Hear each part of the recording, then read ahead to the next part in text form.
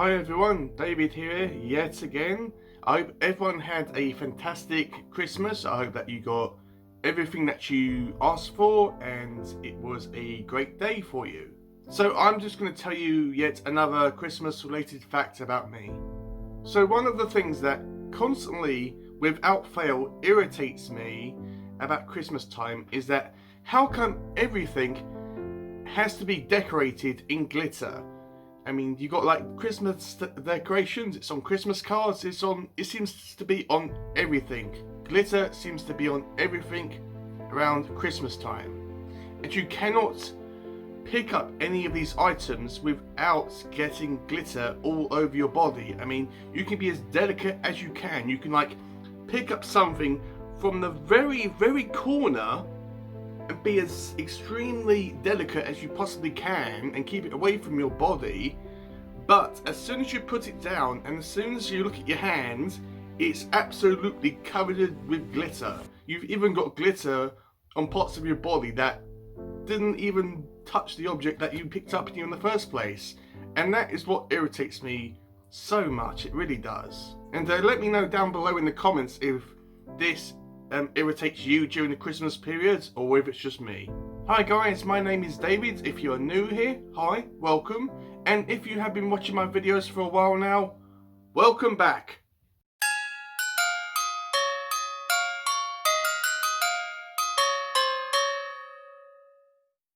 So before I get into this video, I just want to say a massive thank you. I have got currently 246 subscribers. That is insane to me, it really is. I don't do these videos to get loads of subscribers. I don't do it for views. I just do it because I enjoy making these videos. And I know I'm not going to be super popular on BookTube, and that is fine. I'm not doing this to be popular or to be like a really big channel. I'm just, as I said, I am doing this, I'm uploading these videos because I want to, and I want to get my feelings across, and I want to talk about books. So if you are subscribed to my channel, or if you're watching this and you're fairly new to my channel and you've subscribed to my channel, thank you so much. It really means so much to me, it really does. I am humble beyond words, I really am. Thank you so much guys, it really means a lot. So this video is going to be really laid back. I am just going to be sitting here telling you all of my favourite books that I have read in the year of 2020. I have made a list of them, and this is not going to be in any order. This isn't going to be from my from least favourite to my favourite. This is just going to be in the order that I have written them down. And I'm not going to go through all these books in massive detail. I'm just going to like briefly skim over the storyline and tell you why I liked them so much. And I have got this new mug. It's a little Dobby the house elf mug, and yeah, I got it for Christmas. My brother got this for me, and yeah, let's get this show on the road. So the first novel that I really enjoyed this year was Good Omens by Terry Pratchett and Neil Gaiman. This focuses around an angel and a demons called Crowley and Aziraphale, and how they are currently living on Earth, and they are trying to work together in order to prevent the Antichrist from rising to power. It's full of humour. Characters are fantastic, they really are, and I will constantly be rereading this throughout many years, and I cannot recommend this book enough. It is so good. So the next book that I'm going to be talking about is The Hitchhiker's Guide to the Galaxy. This was the first year that I have read the entirety of The Hitchhiker's Guide to the Galaxy series, but I'm only going to be focusing on the first book. This book, the best way I can describe it is by saying that it is wonderful nonsense. That is the best way that I can describe this book. It doesn't follow like a strict storyline. It does have a basic storyline where a man is living on Earth. He finds out that his best friend's an alien, and they have to leave Earth because Earth is going to be destroyed. And it's about this main character called Arthur Dent having adventures in outer space with all these quirky and weird characters. And this is so good, it really is. And I will constantly be rereading this throughout many years. This is the second time I've reread this first book. It is so good. This next two books are by the same author, and that is The Magician's Nephew and The Lion, the Witch and the Wardrobe. And I don't really need to tell you what the Narnia series is all about. More specifically, The Lion, the Witch and the Wardrobe, because a lot of people have read that book or are aware about what the story is about. But the first book is The Magician's Nephew, which focuses more on the origins of Narnia and how it was created. You also find out about the professor as a boy. You find out about the White Witch, about where she technically came from, and you find out about where the wardrobe was created and how it came to be. This is so good. I cannot wait to read the rest of the Narnia books in the coming year.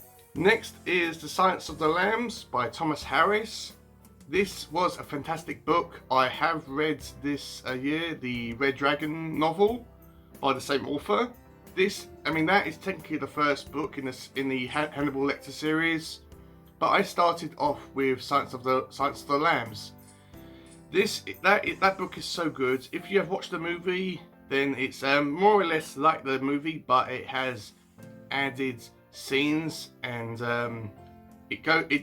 she delves into the characters a bit more specifically around the character of Buffalo Bill, which is the main villain of the story. If you do go into Silence of the Lambs thinking that it's just going to be focusing a lot on Hannibal Lecter, don't think that way, guys. It only has Hannibal Lecter in the book very briefly. It more focuses around Clarice Starling trying to apprehend Buffalo Bill and trying to stop him. That's the main storyline. So this book is really good, and I cannot wait to read the other two books in the series, which are called Hannibal and Hannibal Rising. This next one is probably my favourite book of 2020, and that is Dune by Frank Herbert. A lot of people are interested in this book now because of the recent movie adaptation for this novel. This is so good. It's high science fiction, so it's a bit complicated to understand, but there are loads of videos on YouTube that I had to watch in order to more delve into this story. I actually simply didn't read this book. I did more than simply read it. I lived in this book and in this world for about 3 or 4 weeks. This is such a great story about two families feuding and about how they have to I wouldn't say coexist, but kind of like put up with each other is probably the best way. I loved the aspect of this prince called Poor Atreides, who ends up with his family on the planet of Arrakis, which is referred to as Dune as well, and how it's kind of like a desert planet, and you have all these sandworms going on everywhere. You have this drug called the spice, which turns people's eyes blue whenever they become addicted to it, and he becomes a hardened leader of this desert tribe. It is really, really good, and I cannot wait to read the rest of the series. This next one is a horror book that I always recommend to people. In fact, I recommended it to someone a few days ago. This is called The Hellbound Heart by Clive Barker. This was my first ever novel, or novella, because it's only about 100 pages long, and it's actually got a movie based on it called Hellraiser. If you've seen the movie, then you've more or less read the story. It's because of its size, it's more of a diluted story because it doesn't have much in it, but it is incredibly scary. The writing in it is phenomenal, and by that one book alone, that 100-page book, I became totally and completely obsessed with Clive Barker. I am on a mission to get all his work, whether it's on Kindle or in physical copies if I can't get them on my Kindle, and I'm going to read everything that the guy has ever written. He is such a great author. He doesn't do just horror, he does fantasy, or he does kind of a combination of horror and fantasy where you put them together, and it becomes more of a dark fantasy type of novel or storyline. I cannot wait to read a lot more of Clive Barker, so expect that to be on my channel. Next I read is Skyward by Brandon Sanderson.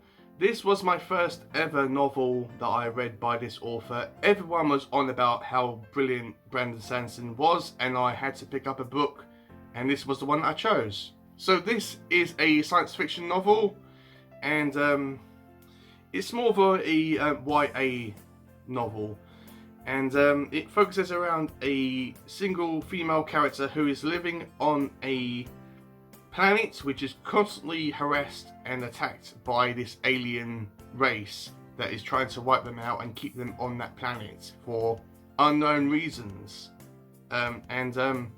Everyone wants to become a pilot to kind of fight this entity and protect their world that they're currently living on. And this book is so good. It doesn't deviate from the trials and horrors of war, and it does actually have some very great character development and character arcs in it. It is so good, and I cannot wait to read the sequel, which is called Starsight, which I will be reviewing that on my channel sometime next year, so keep an eye open for that. This next book is The Stand by Stephen King. This is the cut version, the original form that it came out in when it originally was released to the public.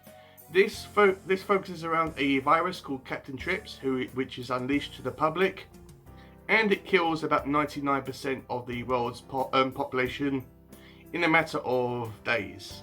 And the survivors of the virus, which are immune to it for some weird unknown reason, are divided up into two sides. One on the side of good, which is led by a really mysterious lady called Mother Abigail, which is on the side of good, and the side of evil, which is led by the notorious and evil and really mischievous Randall Flagg, which is a recurring villain in the Stephen King novels.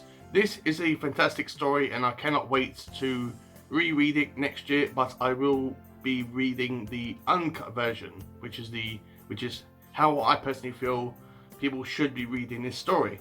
This next one was The Martian by Andy Weir. This was a fantastic book, as it focuses around an astronaut called Mark Watney, who is stranded on the surface of Mars, which when his crew members were leaving him, they thought a kind of an accident actually happened, and they thought that he was killed in this accident. So they kind of reluctantly left him, thinking that he was dead, when in reality he survived this accident. After this, Mark has to survive, or try to survive, on this planet which no one else has ever done before, and he has to do this for a certain amount of time, and NASA tries to help him out. This is a fantastic story, it really was. I did read Artemis, which is Andy Weir's second novel, and that one wasn't really too great, but I really enjoyed The Martian. The next one that I read was The Fellowship of the Ring by J.R.R. Tolkien. I don't really have to say about what this book is all about, as a lot of people have either watched the movie or they know about what the story is all about. But this is high fantasy, it really is. I did this as part of a buddy read with Kayla Lenzen, and I will be reading the next book in the series, The Two Towers, next month, and I cannot wait for that. Next is Jurassic Park by Michael Crichton. This has a movie based on it as well, which everyone has probably watched. And this deviates from the movie so much. It has scenes in the movie that are in the movie, but the way that they are in the book is so different. It really is. Characters are a bit different. This is such a great story. It's well written. The dinosaurs aren't cute and cuddly. Some of them do kill people in a very graphic way, and I love this story so much. I cannot praise this book enough. If you haven't read it, go and read it. I am going to be reading The Lost World next year at some point, and I cannot wait to read that book. This book I mean, Jurassic Park does actually have scenes that were in the second and third movie. More specifically, the scene on the beach with the little girl in the second movie. That scene is in this book. So, but this book is fantastic. It really is. Next is Clown in the Cornfield by Adam Caesar. This is a really interesting horror book, as it more is a slasher novel than anything else. It focuses on a small town which all of these a small group of young teenagers are acting more like rebels, and they're being really mischievous, and the adults of this town have had enough with them, and there's kind of like that conflict between the teenagers and the adults, and they kind of clash constantly throughout this book. And there is a mysterious clown figure that is stalking these teenagers and killing them one by one. This is a really great book, and I really enjoyed it. The atmosphere was really good, although how it ended and how it kind of progressed at the end, it kind of wasn't what I expected it to be, but I enjoyed it nevertheless, and I cannot wait to read numerous books from this author. If you have any suggestions from books that you have read by Adam Caesar, please comment them down below, and I will I will be more than happy to read them and review them on my channel. Next I read is Revival by Stephen King. I did this as part of a request video for Lady Jane Books, as she kept on going on about it so much. So I thought, okay, I'll read it and I'll review on my channel specifically for her. This was a really great book by the Master of Horror, as it focuses around a boy and a priest and how they grow up and how their relationship evolves throughout time. It focuses around religion and death and loss, and how far you would go to prevent that from actually happening. This is so good. The ending is as weird as hell. It really is. If you aren't sure about where to start off with Stephen King, I would start off with this one. Next is The Ruins by Scott Smith. This was on my TBR for so long, and I'm so happy that I read this. It's about 4 teenagers who are on holiday in Mexico, I believe, and they are trapped on this hill where all these villagers from this Mayan community are keeping them there against their will with bows and arrows and guns, and they are forcing them to live on this hill where there's this strange creature that is killing them off one by one. The atmosphere in this novel is so good. You do not know what is going to happen. You don't know who's going to survive. You don't know who's going to live. You don't know who's going to be killed off next. You don't know what the monster's going to do. This is so good.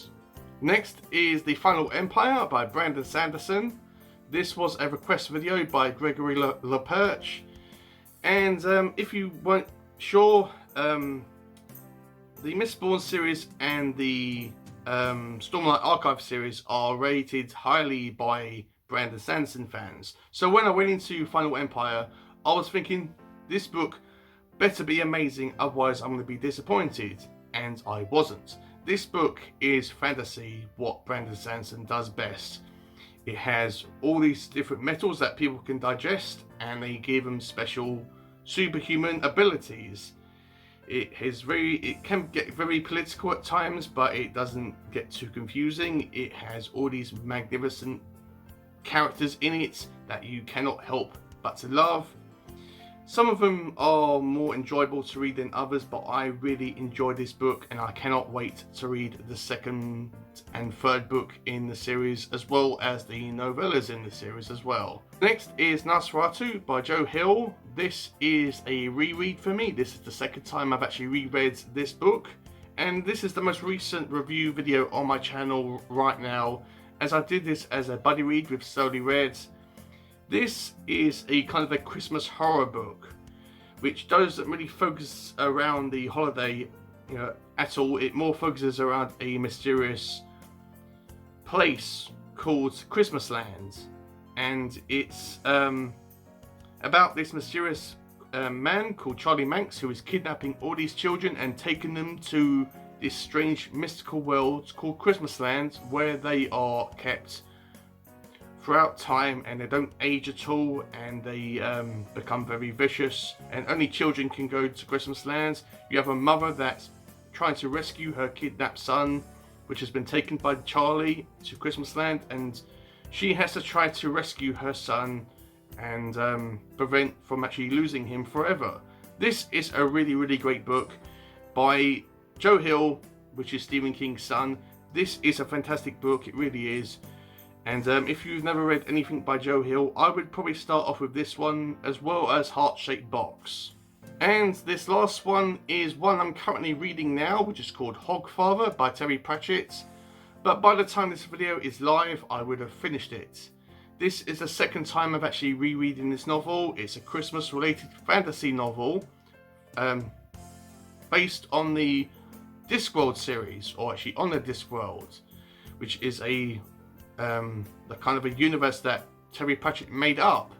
This is a fantastic story. I won't go into super detail about it because I will be able to do that in my review video. This is a really, really great book. It really is, and it is full of charm, full of wit. Characters in it are amazing, and I love this book and story so much. So that is all of my favourite books I've read in the year of 2020. If you've enjoyed this video, please give it a like, comment down below, subscribe if you're new. If you do subscribe, please click on the little bell notification just so you know whenever I upload videos, which is every Monday and Friday, but throughout December only I have been uploading videos every Wednesday.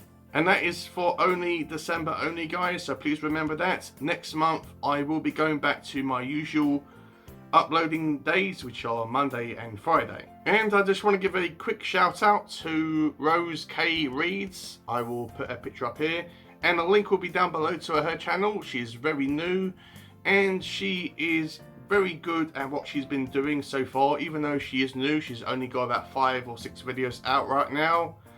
But I really enjoy her content. She likes to read horror, science fiction, fantasy. We will be doing a buddy reads in February, so I'm looking forward to doing that.